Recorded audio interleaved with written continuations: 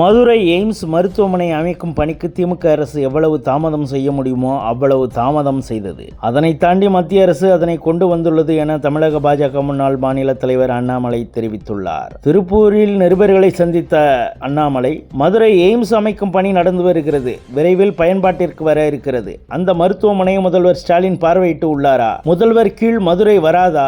எத்தனை முறை மதுரை சென்றுள்ளார்? மருத்துவமனையில் நடக்கும் பணிகளை நேரில் பார்வையிட்டு இருக்கலாம். அதில் தாமதம் இருந்தால் அமைச்சரை அழைத்து பேசி இருக்கலாம். எய்ம்ஸ் மருத்துவமனை வரக்கூடாது என்பதற்காக 4 ஆண்டுகளாக முதல்வர் ஸ்டாலின் வேலை பார்த்தார். மரம் வெட்டுவதற்கு அனுமதி கொடுக்கவில்லை. மரத்தை வெட்ட லைசன்ஸ் கொடுக்க 1.5 வருடம் தாமதம். நிலம் எடுக்க தாமதம். மாநில அரசு எவ்வளவு தாமதம் செய்ய முடியுமோ, எவ்வளவு மோசமாக தாமதம் செய்ய முடியுமோ பஞ்சாயத்து முதல் அனைத்து துறைகளையும் வைத்து செய்தனர். அத்தனையும் தாண்டி எய்ம்ஸ் நிற்கிறது.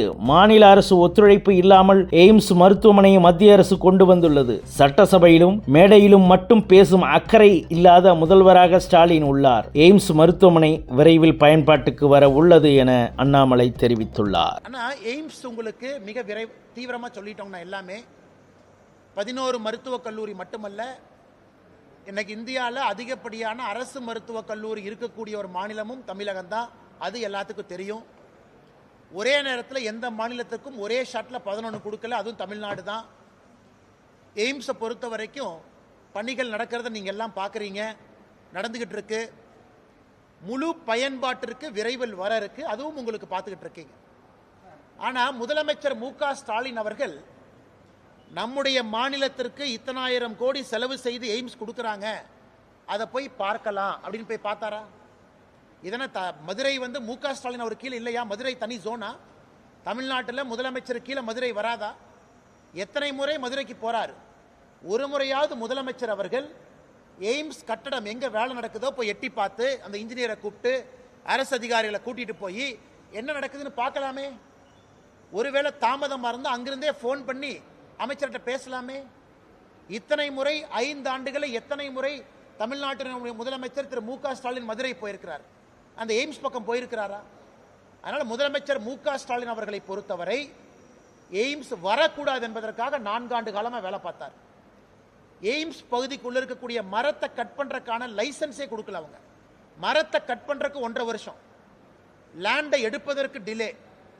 ஒன்றொன்றும் கூட மாநில அரசு எவ்வளவு டிலே பண்ண முடியுமோ, எவ்வளவு மோசமாக காலம் தாழ்த்த முடியுமோ, அங்க இருக்கக்கூடிய பஞ்சாயத்து ஆரம்பித்து எல்லா தமிழ்நாட்டு அரசனுடைய துறைகளை வைத்து அவ்வளவு வேலை செஞ்சு பார்த்தாங்க. அதையெல்லாம் தாண்டி இன்னைக்கு எய்ம்ஸ் நிக்குது. அதனால எங்களுக்கு வேண்டாம், அது வரலின்னு சொல்றது எழுதுங்கண்ணா. ஆனா மாநில அரசனுடைய 0% கோஆபரேஷனோடு எந்த ஒத்துழைப்பும் கொடுக்காம இன்னைக்கு பாரதிய ஜனதா கட்சி அரசு, மத்திய அரசு நம்முடைய கையில மாநிலத்தில் பார்வர்ஸ் இல்ல, அரசாங்கம் நம்முடைய கிடையாது, 4.5 ஆண்டுகளாக நாம் இல்ல, அதையும் தாண்டி இந்த அளவு கொண்டு வந்திருக்கோம். அதனால குற்றம் சாட்டக்கூடிய முதலமைச்சர் எய்ம்ஸை பார்வையிட்டு குற்றம் சாட்டினா நாங்க ஏத்துக்கிறோம். எய்ம்ஸ் பக்கமே போகாதவர் வெறும் அசம்பிளியில மட்டும், லெஜிஸ்லேட்டிவ் அசம்பிளியில மட்டும் மைக் எடுத்து பேசுறவர், மேடையின் மீது பேசுறவர், கொஞ்சம் கூட அக்கறை இல்லாத முதலமைச்சராக தான் இருந்திருக்கிறாங்க. அதனால எய்ம்ஸ் மிக மிக விரைவில் மக்கள் பயன்பாட்டுக்கு வர இருக்கிறது. எந்த